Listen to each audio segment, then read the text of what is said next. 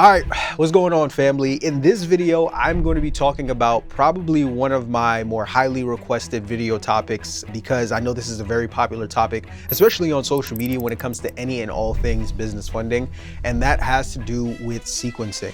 Simply put, if you are not strategic and intentional about not just what banks you're going to, but in what order you're going to them, that can very much be a difference between you getting $5,000 versus $25,000 versus $50,000 in funding. And I wanted to help for people who kind of understand sequencing to have a clear picture of it. And for people who don't even know, like if this is your first time even hearing that word, then trust me, you're also in the right place as well, because this is going to help you to understand one of the more crucial parts after you've laid the foundation to go out and get funding that also contributes to the strategy behind people that you may see getting large limit approvals, whether it's on business credit cards or lines of credit. So here we go to break it down. Now, here's the big mistake that most people make when it comes to sequencing and getting access to funding, right? Let's say that you are a business owner, you're looking to get access to funding from 3 different banks, right? So we have bank number 1 here, and I know my banks look like houses, don't judge me, okay? I got a C in art class. We got bank number 2 here, then we got bank number 3 here. And these are the 3 lenders that you are looking to get access to funding for. Let's say you want 25 to 35,000 or even 35 to 50,000, whatever that number is, right? You have these 3 banks that you're looking to essentially get access to capital from. What most people do is they essentially find lenders that they hear people ranting and raving about on social media. They have no real rhyme or reason behind why they're going to these lenders. They take their hard work that they've done of building their credit and structuring their business correctly and go and apply for these lenders willy-nilly, right? The problem with that is that let's say you have these 3 lenders, you've done no background, you've done no research on them, and you don't know where these banks pull from. And let's say bank number 1 pulls from TransUnion, bank number 2 pulls from TransUnion, and bank number 3 pulls from TransUnion, and you go to each of these banks one after the other. Here's the problem that creates. So let's say you go to bank number 1. Once again, you are properly positioned for this funding, right? And you are lucky enough and you walk away from bank number 1 with, let's say, 20, let's go decent. Let's go, say you get a nice little 20 piece, right? You get $20,000 in business funding. Awesome. The problem now is once you apply to this bank here, as a result, you're going to end up getting an inquiry, right, on your credit report. Okay. So now after going to bank number 1 that pulls from TransUnion, you then swing over to bank number 2 that also pulls from TransUnion. And the problem is this bank here is going to see that you went to bank number 1 before going to them, okay, to apply for funding. And as a result, let's say this lender was also going to give you 20K because they see that you just got an inquiry from the first bank. This 20K now can potentially become, let's say 10 to 12K. Let's do 10K just for easy math. So you would have otherwise gotten 10K in funding, you need 20K, another 20K, but instead you only end up with 10K, which isn't terrible, but it's not as much as you could have gotten, right? If you had just properly sequenced, the correct way. Now you go to your third and final bank, no strategy, just going to banks without any rhyme or reason. This bank now sees that you went to this bank and also this bank. So bank 3 sees that you just came from bank 2 and you just came from bank 1, back-to-back inquiries on the same credit report, right? This bank probably also would have given you an additional 20 to 25,000, but because it sees the inquiry from banks number 1 and 2, that 20,000 now drops down to, let's say, once again, for easy maths, let's just say 7K. Right? These are 3 lenders that if you had sequenced them correctly and went to them in the correct order, you could have probably ended up with much more funding than what you did. But instead, because you went in this order, you also end up with, what is it, 20K plus 10K. That's $37,000. $37,000, which is not terrible, right? It's something in funding. And once again, that's a byproduct of you not really knowing what you're doing and kind of just like, oh, so-and-so funding guru 82 on Instagram said Chase has the best funding or US Bank has the best funding, I'm gonna go there. But you didn't take time to create the strategy that makes sense for you and your situation. And as a result, this is what happens here. So this is the bad way. I don't want to call it the bad way. There's technically no bad way. But this is the least strategic and least effective way of maximizing how much capital you get access to, okay? Now, here's where good sequencing comes into play and can make all the difference when it comes to the kind of approvals that you get. Let's run that same scenario back. Let's say you want to go to 3 banks for however much funding you want to get, right? There's 3 banks that you want to go out and get funding for. Y'all better not be judging my bank houses, my banks that look like houses in the comment section. This is for educational purposes. Right? You got these 3 banks here, but once again, you take time to put together a proper sequence where instead of making the mistake you otherwise would have made here, which is going to 3 banks that all pull from the same credit reporting agency, we have one that pulls from Experian, one that pulls from TransUnion, the third one that pulls from Equifax. What happens here? Well, what happens here is same situation. If you're positioned properly, very important, right? The first bank, let's say you walk away with a nice little 20 piece. So you go ahead and you get your inquiry on your credit report, right? Cool. Well, once you go to the next bank after that, right? Same as we saw an example here, they're going to check your credit report. But what's going to happen is because they're going to check your credit report on the TransUnion side, they're not going to see the inquiry that you just got on the Experian side. So this bank pulled from Experian and left the inquiry here, but this bank is going to pull from TransUnion and they have no idea that you just went to bank number 1 because they're looking at 2 completely different credit reports. So as a result, because you've kept the amount of inquiries on your report minimal, you are now able to go and apply and maximize how much capital you get to where if they were giving out 20K, your likelihood of securing that 20K now stays as high as possible. And yes, you get an inquiry, but you protect your report because instead of you getting 2 to 3 inquiries like you got over here, you get 1 inquiry on your Experian report and 1 inquiry on your TU report. Well, what now happens when you go to bank number 3? Same situation. They're going to go back and look at your Equifax report, but they're not going to see that you just got 20K here. They're not going to see that you just went and applied for capital here. So now, once again, if this bank was also giving out 20,000 a year, you now have a higher likelihood of being able to go out and maximize how much capital you're able to get access to. So here, when you were going for funding with no strategy, no plan, no blueprint, you were only able to get approved for 37,000. But here, you are now in a scenario where you are 20, 40, 60. You darn near doubled how much you were able to secure in funding just by taking a second, taking a minute to get clear about where these lenders pull from. Okay? So with that being explained and that now being understood, how do we now define sequencing? Sequencing is simple. Sequencing, okay? Sequencing, okay? All it is a strategic outline of banks you'll target for funding,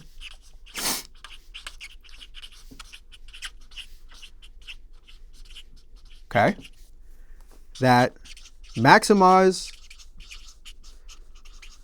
approvals and minimize inquiries. That's all it is. That's all it is. And as explained in this example here, the reason why this is so important is because, especially in this day and age of social media, everybody's going to the same banks, but nobody can tell you why. Okay. I've had scenarios like this. We actually had a client of ours who came into Takeoff one time. He was looking for, I think about like $60,000 or something like that for a food truck business. He made the same exact mistake here. And I was actually very generous in this example. As a result of him going to 2 to 3 different lenders that he was looking to get funding from, instead of him getting the 60,000 he was looking for, he only got like 12K. So he walks away from these banks with 12K in funding. And then after the fact, because he tried to DIY it himself and figure it out, he comes to us after the fact like, hey, try to do it. Only got 12K. Can you help me? And instead of us going straight into the process and hitting the ground running and helping him to work with the lenders that we were already partnered with, we had to wait several months before doing so because we needed to dispute the inquiries off first and then bring him into the funding sequence. So not only is this catastrophic from the standpoint of it minimizing the amount of capital that you're able to get access to, a lot of times it would have taken what could have been a 30 to 60 day process for your business to get funding, and you now expand it into several months because now we got to take time calling in the credit reporting agencies, getting the inquiries off, when if you had just taken the time to sit down and figure out the proper sequencing that's going to position you and your business correctly, you now put you and your business in the catbird seat to go out and maximize your approvals. Okay. Now, what I want to go ahead and do next is, now that you guys understand the difference between bad sequencing versus good sequencing, I want to show you in real time how you can go about sequencing the correct way yourself. But before I do, if you're watching this video and you know that you need to get access to capital for your business and you don't want to keep bumping your head against the wall to figure it out yourself, you can go ahead and click the link in the description to book a call with me and my team at Takeoff Financial, where we'll actually take the time to analyze your business the same exact way that an underwriter would, so we can create a custom funding strategy that will ensure you get the highest likelihood of achieving the funding funding goals that you have for you and your business. Once again, the link for that is going to be in the description below, but back to the video. Now, when it comes to proper sequencing, there are different types of lenders, that you could look into evaluate when it comes to building out a funding sequence. The first one is, or the biggest thing I'll tell you guys, is that when you are in the process of looking for a bank or a lender to work with when it comes to funding, the biggest cheat code that you could do or you could prioritize is working with banks that you already have a relationship with. So banks you already have a relationship with. Why? Even if it's only on the personal side, every lender has something called a bank rating, where behind the scenes, they have an internal ranking system where they take the deposits that you're making, the credit products that you already use, the bank accounts that you have, and they're accumulating all of that to essentially determine where your ranking is when it comes to the kind of relationship you have with them. So if you have a bank that prior to you going for funding, you've already been building a relationship with, whether it's on the personal side, the business side, or both for the past several years through deposits, maybe secured loan products you've borrowed and beyond, you look a lot more favorable to these lenders versus you cold approaching a bank that you've never worked with. Just because somebody said it's a great bank on Instagram doesn't mean that it's great for you. And that's the biggest thing that I try and tell individuals, right? Yes, everybody is flocking to the Chases and the Wells Fargos and so forth and so on in the world. No, those lenders great, absolutely. But before you run to them, look at the lenders that are already in your Rolodex, in your wallet that you're already partnered with, and start looking into some of the funding products that they offer, because you would be very surprised at how much more in approvals that you're able to get by prioritizing them over other ones. Now, whether it's banks that you're partnered with or banks that you are looking to build relationships with, the big three is primarily going to be, right? Number one, credit unions, okay? Number two, regional banks. And then number three is gonna be national banks, right? Now, credit unions, the thing about credit unions, all of these have their respective pros and cons. So credit unions are great because these are non-for-profit financial institutions that are really good when it comes to, or really heavy when it comes to relationship-based lending, and can definitely offer some really solid business funding products. The only thing with credit unions is that they're not available to the general public, right? So you have Navy Federal, you have Penn Fed Credit Union, you have Banner Federal Credit Union, I can go on and on. But a lot of times there are certain associations that you need to be a part of in order for you to get access to certain credit unions. So this may not always be your bread and butter. National banks are also really good too, because the thing about national banks is that they're available in every city, state, and zip code, right? So everybody, I don't care if you live in Mississippi or Las Vegas, Nevada, or New York or Texas, you more than likely have a Chase somewhere in your zip code. You more than likely have a Wells Fargo, a Capital One, and a Bank of America somewhere in your zip code. These are the biggest banks in the country, right? However, the thing with certain national banks is, outside of Chase, some of them can be a little bit more stush when it comes to the requirements that they want for you to have in place before they give you large limit approvals, right? See Bank of America, and in some cases, see Wells Fargo, right? I'm a really big proponent, if outside of the banks you already have relationships with, I'm a big proponent of regional banks, okay? Now, with regional banks, the reason why I say I really, really love regional banks is quite simply because with regional banks, with a lot of the misinformation that's getting put on social media right now, another thing with national banks is that they continually are moving the goalposts when it comes to what they're looking for and what they're prioritizing before they give you those big limit approvals. Regional banks are only available to people that are in your respective city, state, or zip code. And what's great about that is, while all the misinformation on social media is causing an uptick in a bunch of, I don't know if I would say falsified information, but defaulted loans, and also people who have no business who are applying for funding with these big name banks like Chase, the last ones to get hit are the Dallas Regional Bank, the Vegas Regional Bank, the Georgia Regional Bank, right? The lenders that are only available in your zip code. And not only do they know this, but they've always naturally been more competitive when it comes to the lending terms that they provide compared to national banks, because they want your business. So secondary to lenders that you already have a relationship with, whether they're credit unions, regional banks, or national banks, outside of whatever ones that you already partner with, if you're looking to continue to build your Rolodex out of different lenders you're working with, prioritize regional banks above all else, because they're more than likely going to give you a better bang for your buck when it comes to you establishing that account with them, and then from there circling back later on to go ahead and apply for funding. Now I'm gonna switch the color up here. Things that I'll go as far as say need to know before you apply, okay, when it comes to any of these lenders that you are working with. The big thing, and this kind of comes back to sequencing, and this is the number one question I get in my DMs all the time, which is, okay, how do I find out, where these banks pull from? There are a couple of different ways that you can find out. Okay, a couple of different ways that you could find out. The first way that you could find out where most lenders pull from is to ask business bankers, right? So as you are finding these lenders, okay, and building relationships with them, and you're shaking hands, kissing babies, politicking, rubbing elbows and shoulders, doing the whole nine, coordinating with business bankers inside of the branch is probably going to be one of your best bets when it comes to figuring out where banks pull from, and straight up just asking like, hey, I'm thinking about applying for this business credit product. What credit reporting agency do you guys typically pull from? There are certain business bankers that, depending on whatever city, state, or zip code you live in, that are going to give you a harder time than most, and others who just straight up don't know. Because another thing too with applying for business credit products that most people don't talk about is a lot of times most lenders typically do not pull from the same credit reporting agencies on the business side as they do on the personal side. Case in point, Navy Federal, if you apply for a Navy Federal personal credit card, which is a credit union, if you apply for their personal credit card, they pull TransUnion. If you're applying for a business credit card, normally they pull from, if I'm not mistaken, Experian, right? And they're not the only ones that do that.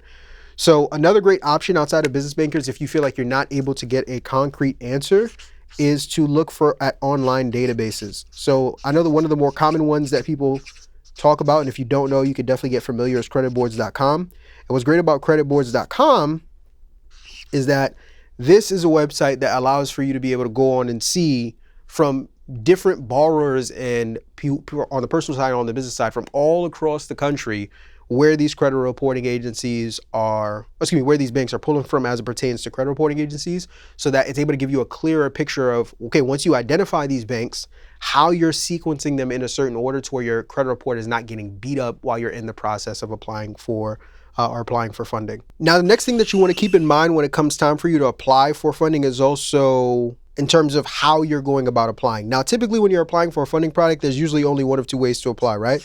You're either applying online or you are applying in branch, okay? Now, I am a personal proponent of applying in branch because, number one, it's a better relationship builder when it comes to you forming relationships with different business bankers and relationship managers that are in branch. Number two, it gives you a higher likelihood of higher approvals. Okay.